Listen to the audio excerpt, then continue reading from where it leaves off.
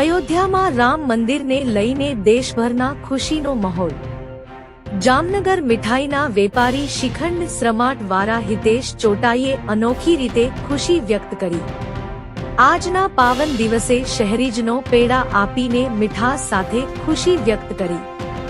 ખાસ આ દિવસ માટે વિશેષ પેડા તૈયાર કરવામાં આવ્યા। પેડામાં જય શ્રી રામ લખેલા પેડા આશરે 300 કિલો પેડા વિતરણ કરવામાં આવ્યા। રામ ભક્તોને પ્રસાદ રૂપે આ પેડા વિતરણ કરવામાં આવ્યા। લોકો મીઠા સાથે પાવન દિવસની આસ્થા સાથે ઉજવણી કરી। રિપોર્ટર યોગેશ ઝાલા।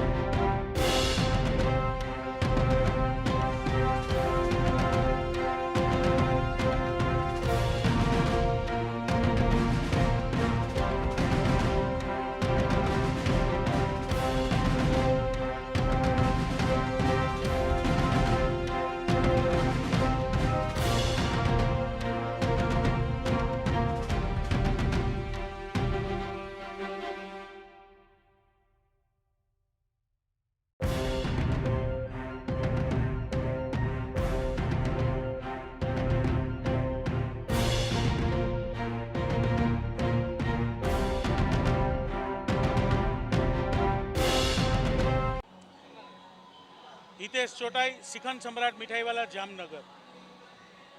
ખૂબ જ પાવન દિવસ આવ્યો છે। 500 વર્ષ પછી રામલલા અયોધ્યા પધારી રહ્યા છે। પ્રાણ પ્રતિષ્ઠા મહોત્સવ ઉજવાઈ રહ્યો છે। દરેક લોકો પોતપોતાની રીતે ખુશી વ્યક્ત કરતા હોય છે। હું મારા ધંધાના માધ્યમથી હંમેશા કંઈક ને કંઈક નવીન કરતો આવ્યો છું। સૌ પ્રથમ જ્યારે નરેન્દ્ર મોદી સાહેબને PM પદના કેન્ડિડેટ ડિક્લેર કર્યા ત્યારે નમો પેંડા બનાવ્યા।